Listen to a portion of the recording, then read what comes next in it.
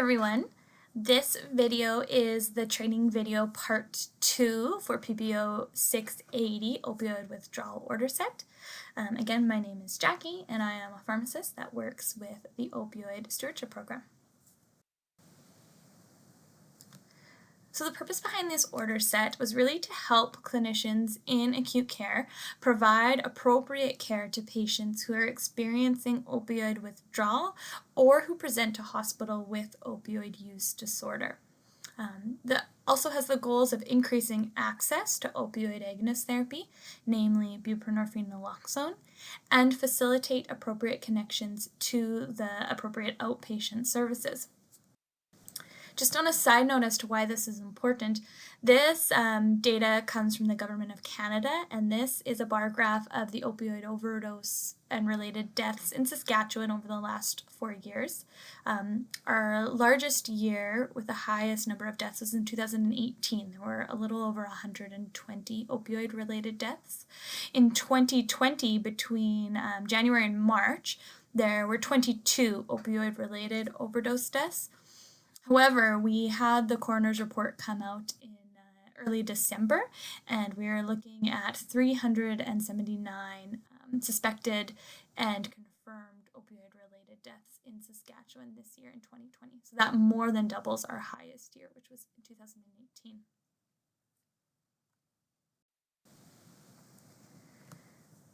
Who was involved? Many different clinicians across the province and in Regina had laid their eyes and hands on this order set. It truly was a labor of love, but lately we've had a working group working very diligently to get this ready to go, and that included some pharmacists, some emergency room physicians, hospitalist physicians, social work, nursing, as well as representation from the RAM, or Rapid Access to Addiction Medicine Clinic.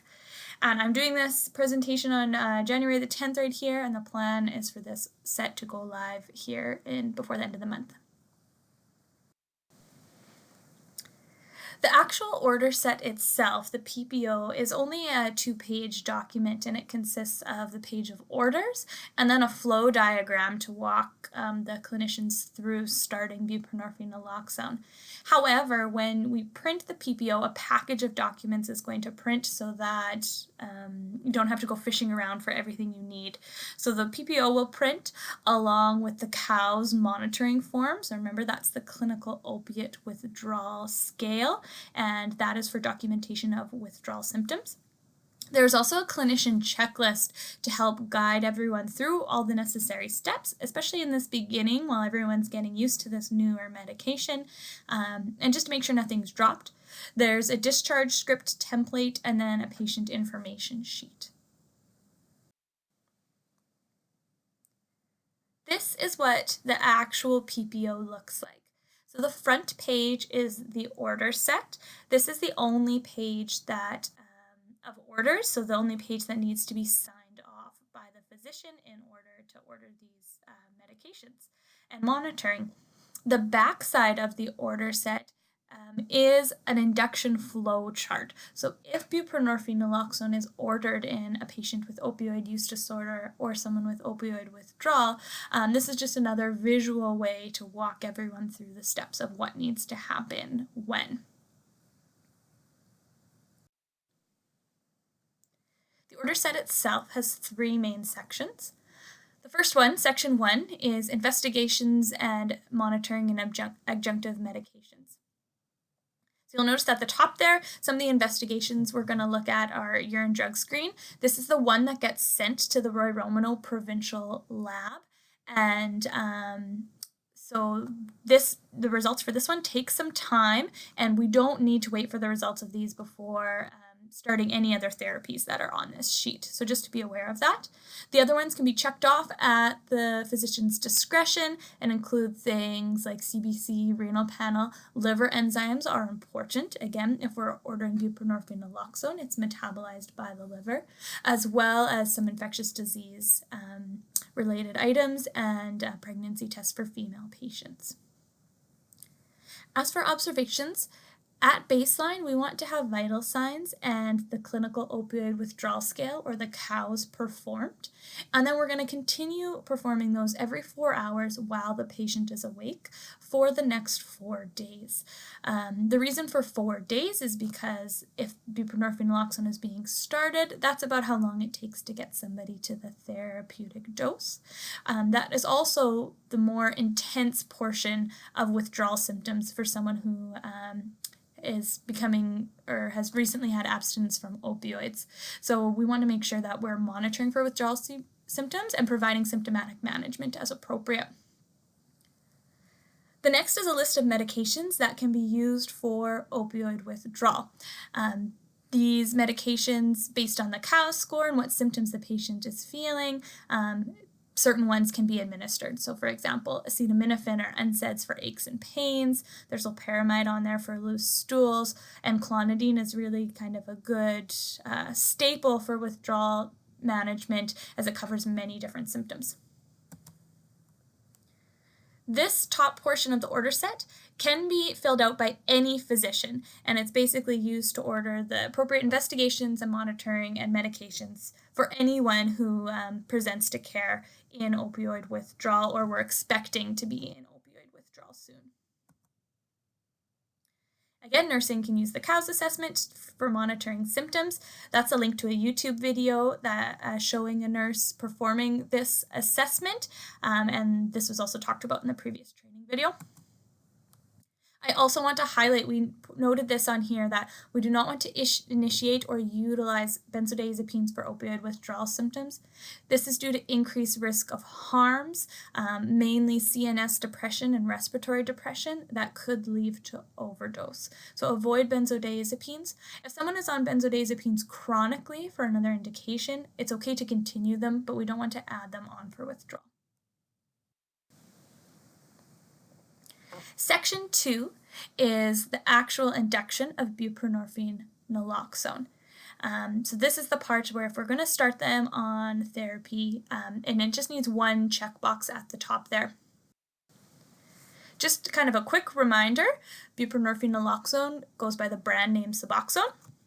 Buprenorphine is first-line therapy for opioid use disorder, and it works by relieving and preventing withdrawal symptoms and cravings, and we know it's safer and better tolerated than methadone.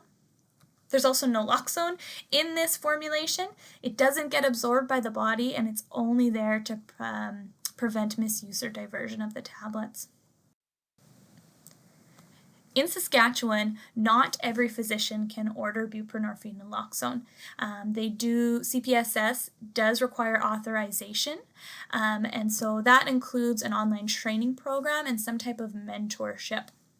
So this section of the order set can only be filled out in 2 scenarios. One by a physician who is authorized to start this medication, or in the emergency department by an emergency department physician. And the goal of this is to bridge these patients to care and community. And that would be at the Rapid Access to Addiction Medicine Clinic. So back to the order set. Again, this is only for authorized prescribers or in the emergency department. As there is some inclusion and exclusion criteria. The inclusion criteria would be a suspected opioid use disorder. And again, we want to make sure that the patient is in opioid withdrawal before we start this medication. So they have to have a COWS score of greater than 12, and they have to have had the appropriate amount of time elapsed since they last have taken an opioid. So no short acting within 12 hours or no long acting within 24 hours. We're excluding patients who have had recent methadone use, so within the last 3 days. If a patient has acute pain that's not attributable to opioid withdrawal. If someone also presents with alcohol or benzodiazepine intoxication or withdrawal, we don't want to start them on buprenorphine naloxone at that time, as well as pregnancy or severe liver or respiratory disease. Day 1 of the induction, you'll notice there that it says discontinue all opioid orders. So if someone has an opioid order on their file already, we want to make sure it's discontinued. And again, that's to prevent precipitated withdrawal. The first dose of buprenorphine would be 4 milligrams, and that's going to be given sublingually if the COWS score is greater than 12. I know it says 12 or more there. That will be corrected on the actual order set when it gets printed out. So that first dose is given. It needs to be observed by a nurse, and a reminder that it's dissolved sublingually under the tongue. After that first dose, we are going to repeat the COWS score. This COWS score is in addition to the Q4H COWS scores that we're already doing. So we will repeat that COWS score within 30 to 60 minutes. If it increases from baseline, remember that's a sign that maybe we didn't wait long enough and the patient is now experiencing precipitated withdrawal symptoms. So we want to contact the prescriber for management, and there's a further on section down to specifically about what we want to do. If the COWS score stays the same or the patient's withdrawal symptoms subside a little bit, as we would expect, we want to administer the second dose of buprenorphine naloxone. So we will give another 4 milligram dose sublingually, again to be observed. So our total daily dose on day 1 will be 8 milligrams, divided into 2 separate doses, 30 to 60 minutes apart. After that, if the patient is still experiencing withdrawal symptoms that you notice on your COWS assessments going forward, they can be given those other adjunctive medicines such as clonidine or dimenhydrinate to help manage them. Day 2 will just be a single dose, and that will be 12 milligrams. And then day 3 will be another single dose, 16 milligrams. This order set only provides orders for 3 days worth of buprenorphine naloxone. On day 2 in the evening, a reorder sheet will appear for day 3 to assess whether we're going to continue buprenorphine naloxone 16 milligrams going forward, or if they want to write a dose in order to increase the dose ongoing. In an emergency room setting, the patient may not get to day 2 or 3, and that's okay. They can have their dose for day 1, and then there's instructions for how to manage these patients and transition them to the RAM clinic. This I know will be very small on your screen and very busy. This is a clinician checklist for the initiation of buprenorphine naloxone. This was designed to help us all remember to dot our I's and cross our T's as we're going through and making sure that nothing is missed. It also provides valuable clinical information, such as remember that it may take up to 10 minutes for the tablet to dissolve, and so we want to make sure the patient stays NPO for at least 5 minutes after that. It also gives us a reminder about what precipitated withdrawal is and how to manage it. So some important points. Again, we want to remember that the COWS score needs to be greater than 12 before starting this medication. Things like the tablet is sublingual, it needs to be fully dissolved for it to work properly, and that it can take 10 minutes or longer for that tablet to dissolve. So all of that information can be found on here. The very top section is for the prescriber to check off, and it includes making sure there's a diagnosis of opioid use disorder, that the patient doesn't have an allergy or intolerance to the medication, that they consent, and then to document what opioid they last used and when they last used it.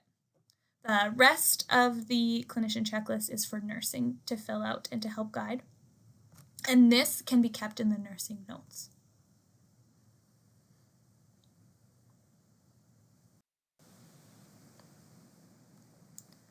The last section of the order set would be discharge. For patients who this is a brand new therapy for them and they don't have a prescriber in the community, we want to make sure these patients are referred to the Rapid Access to Addiction Medicine or RAM clinic. In order to do that, the order set and then the completed clinician checklist can just be faxed to the clinic, so no additional paperwork needs to be filled out.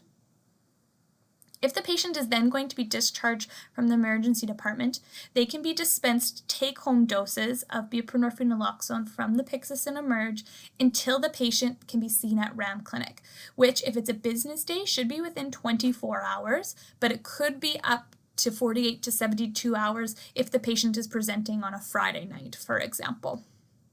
So they would continue to follow the regular PPO dosing, but the tablets can be given to the patient so that they can continue the dosing at home until they can be seen at the clinic. The RAM clinic is open on Mondays to Friday from 8 until 4:30, but a patient has to be there before 3:30 if they're going to be seen, and they're not open on holidays. So the RAM clinic and the checklist has this information, but a phone call can be made to book them an appointment, or the patient can just be asked to present at the clinic when they'll next be open.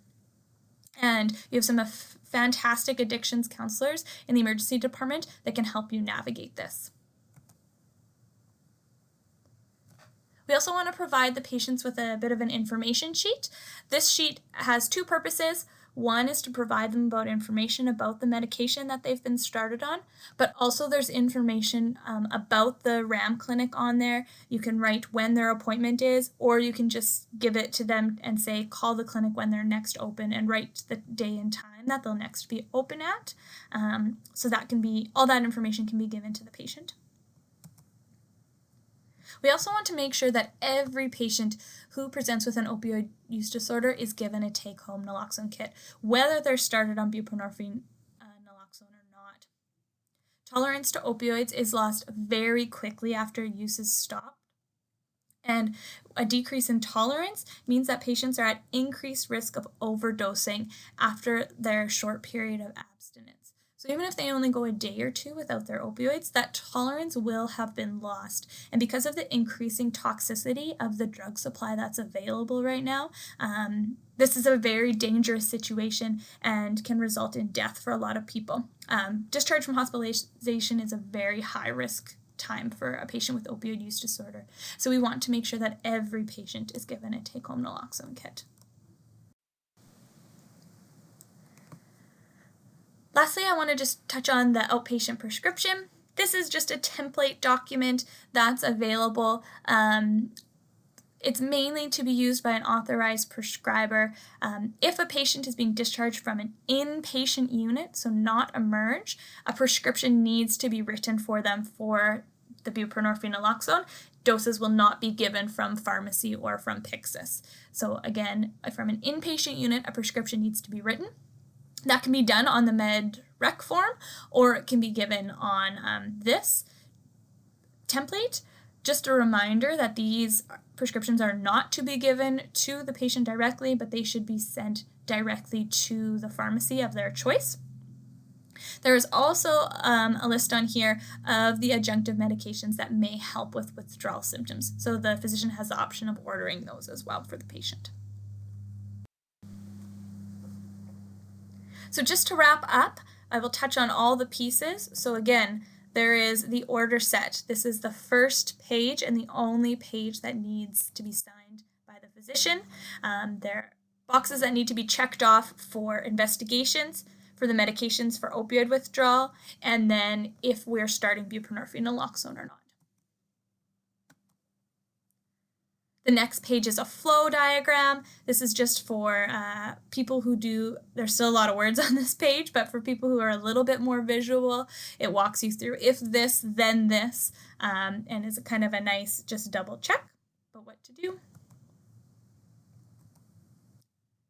The clinical opioid withdrawal scale monitoring form will print off as well. This is for monitoring of withdrawal symptoms, and again, we are going to do this Q4H while the patient is awake for 4 days. The clinician checklist. This is step-by-step instructions to make sure that nothing gets missed. I think people will be a lot less reliant on this going forward when this isn't so novel, but for now it's really important to help make sure that we don't miss anything, especially in the discharge process and the very beginning initiation process of buprenorphine naloxone. This can be kept in the nursing notes, and if the patient is getting referred to the RAM clinic, it needs to be faxed to them as well. There's the discharge prescription if a patient needs a prescription leaving from an inpatient unit. And then lastly, the patient information sheet.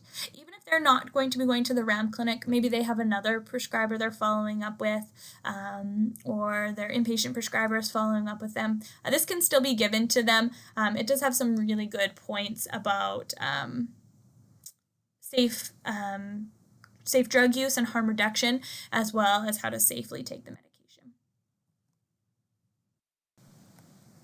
So that's it for this presentation. Just a reminder, we do have kind of a little cheat sheet, a buprenorphine, naloxone, and acute care handout.